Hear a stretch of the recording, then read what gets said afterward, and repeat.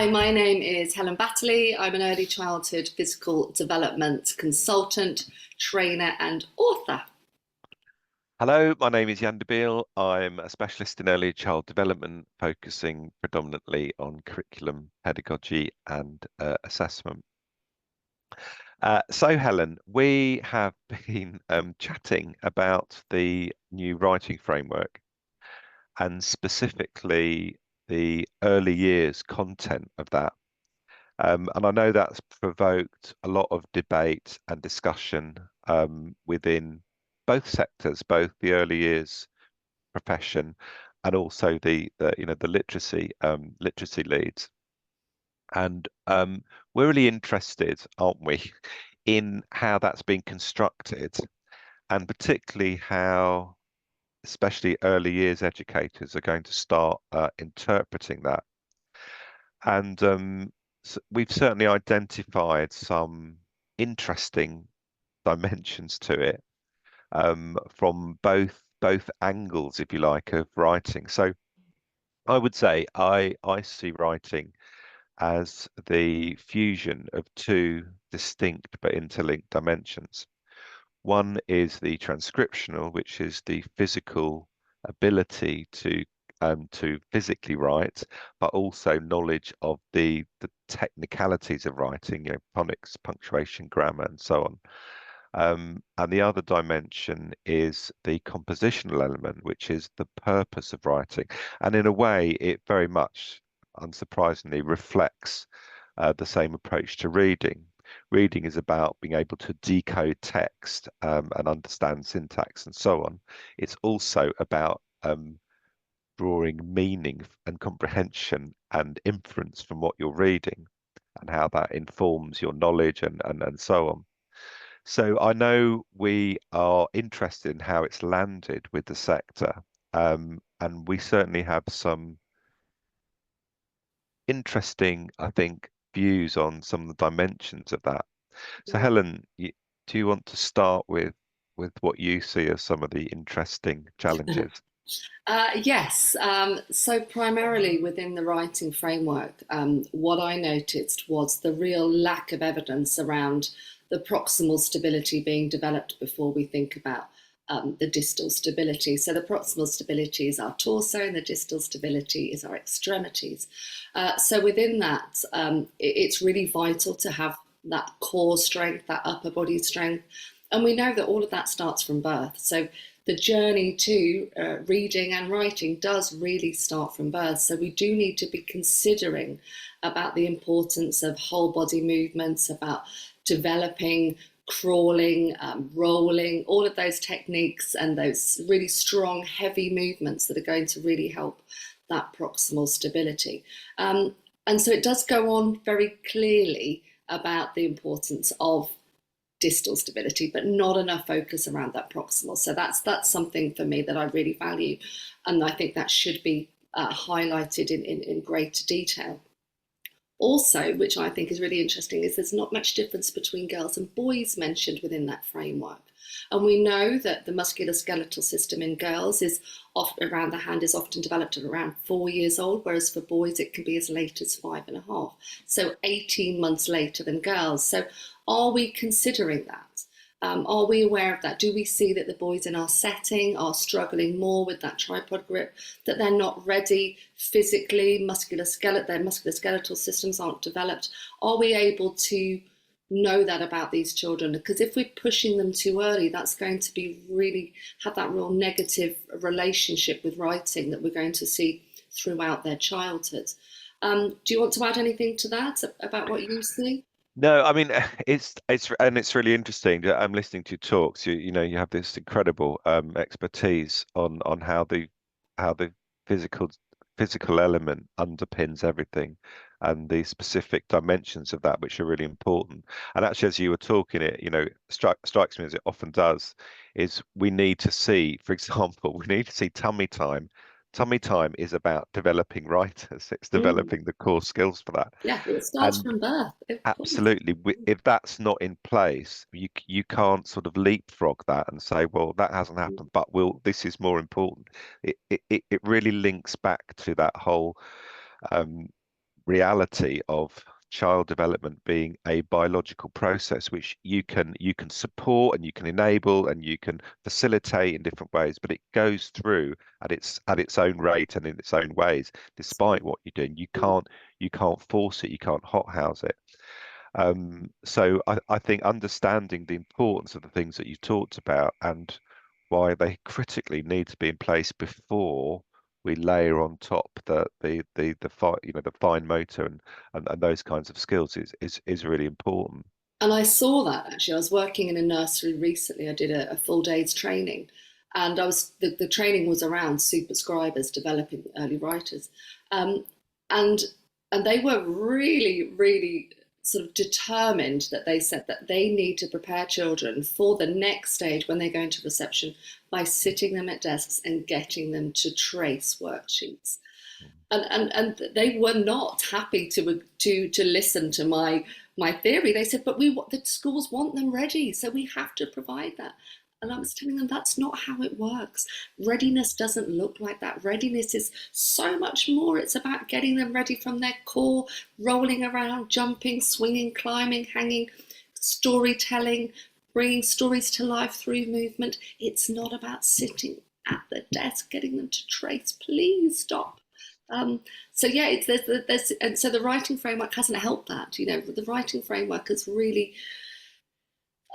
I worry that more early years settings are going to be thinking that they need to but they're going to get children ready for writing by getting them sitting down in preparation for reception, which is devastating because it is going to have that pathogenic effect.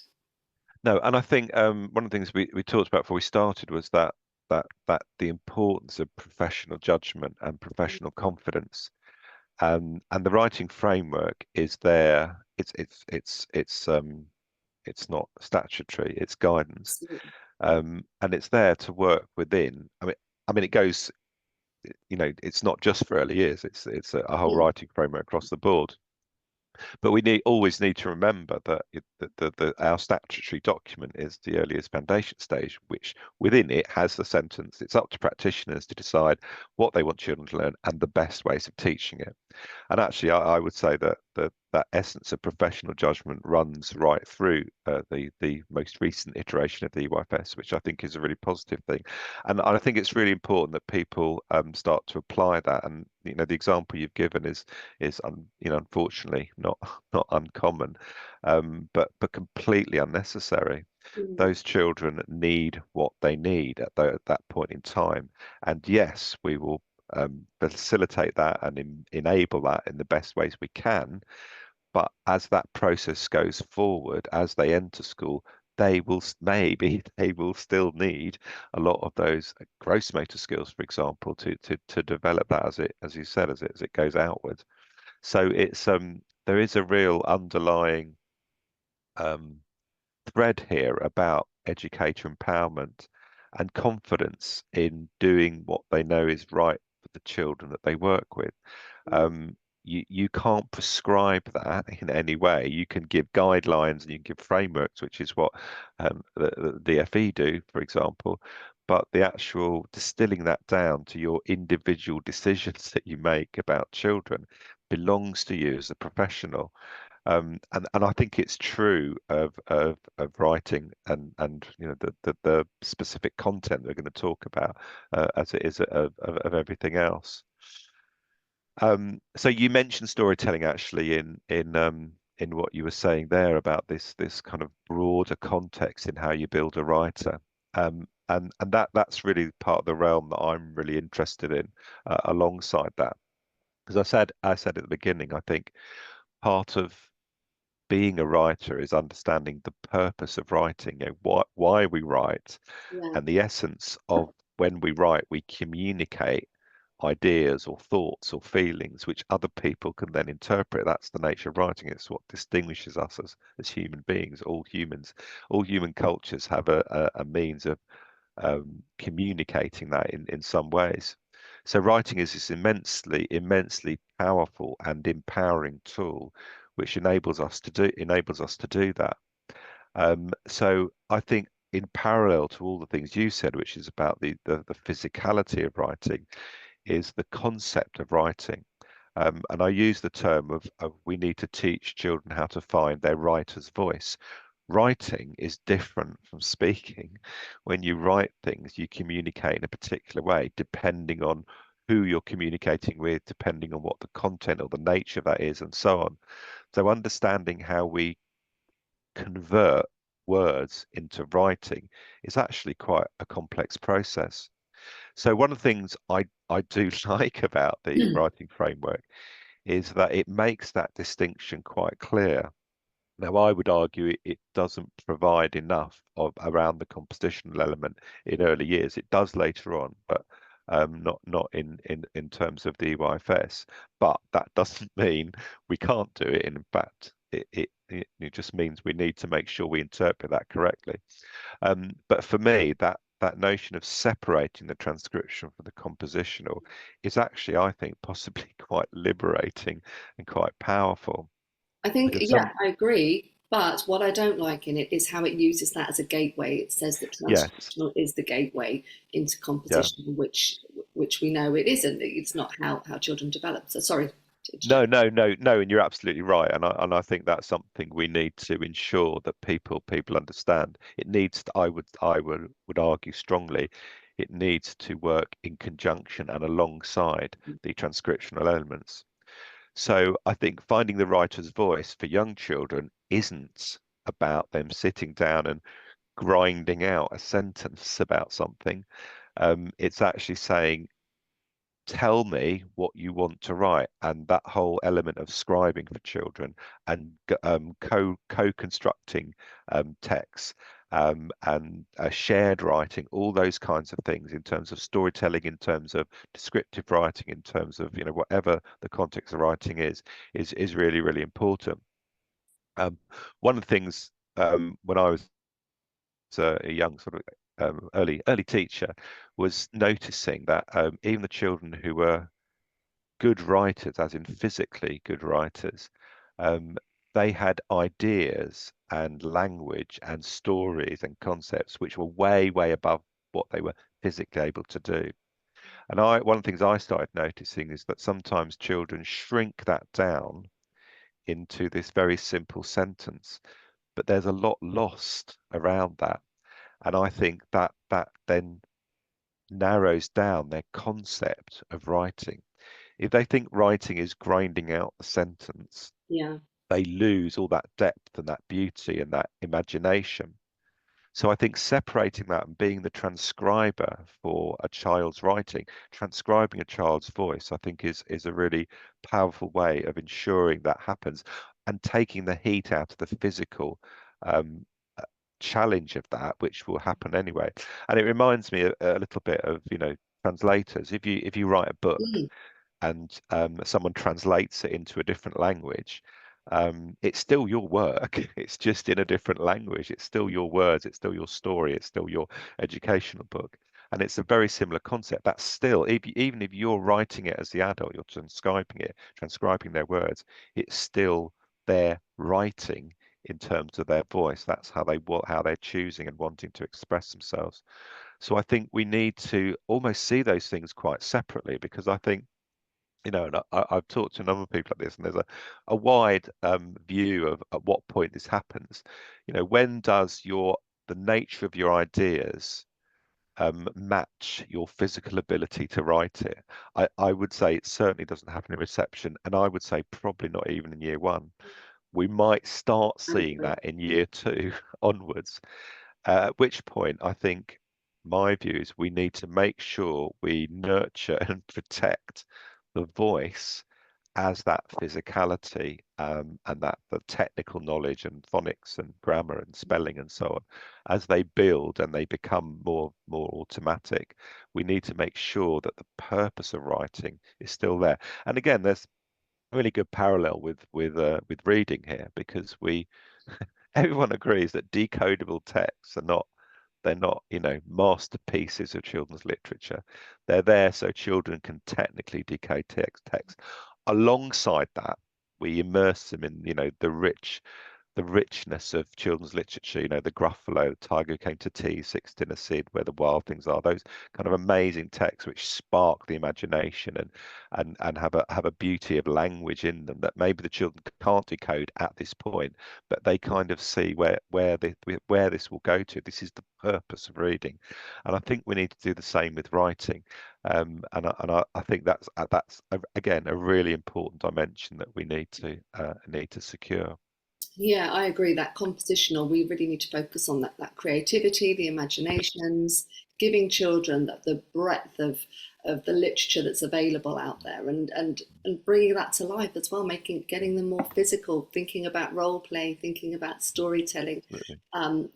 practical storytelling, active storytelling. There's some fabulous initiatives, Tales Toolkit, Helicopter Stories. Absolutely. Yeah. There's Strauss's Write Dance. There are lots of fabulous initiatives out there to help support children's creativity, imagination, and also their transcription, their writing as well.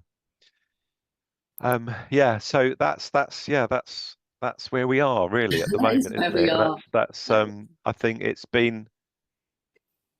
the writing framework has been which is a good thing, has generated a lot of debate, a lot of discussion. And I think as people now are on the verge of returning back to school, it's time to really distill that into what that means in practice. Absolutely. And I think it's really important to be able to hold on to that professional integrity. We spoke about this before we went live, just saying about almost giving the educator that permission to go back to knowing about their professional integrity and knowing their children and Knowing their children exactly, putting that at the and forefront. Yeah. yeah, absolutely. And using that as their starting point to say, well, what does this child need in Yeah. any of those things or in everything generally, if I want them to progress and to carry on and to support that developmental process. Absolutely. So why are we talking about this, Jan? Well, Why are we doing so this? why are we talking about this? Well, we've been talking about this for a while anyway, Yeah, even before the writing framework came out. And so we're going to put together, or we have put together, a day of CPD co-delivered by both of us, in which we look at what we've talked about, the transcriptional element and the physicality that underpins it, and also the concept of a child's writer's voice. To look at some of the research that underpins it, some of the processes involved. You know, and you've talked about how that starts from birth, and how that's built on, and to give people some really good ideas of how to construct a core curriculum within the EYFS that does that. Remember, the EYFS is not a curriculum; it is a set of aspirations. Curriculums are always grown, not given. So people need to devise and construct their own developmental path that will support those children, and to give people really practical ideas that fuse those things together where it can, but also look at them separately where it needs to be. So we have a day's worth of CPD, which we will be promoting, which does all that. Do you want to talk a little bit more about the detail, Helen? you'll have Jan and I there talking about evidence-informed strategies. We'll be looking at practical guidance. We'll be deconstructing the writing framework for EYFS and looking at how we can help educators to build and grow and develop their own curriculum to support children as early writers. And yes, and the kind of, I think that the objective of the day, or the aims of the day, are to be really confident about teaching writing, both in terms of the theory and the research that underpins it, from both elements, but also to have really practical strategies that embody that people can then use. Yeah. Okay, thanks, Jan, and hope to Thanks, see you Helen. soon. Okay. Cheerio, everyone. Bye.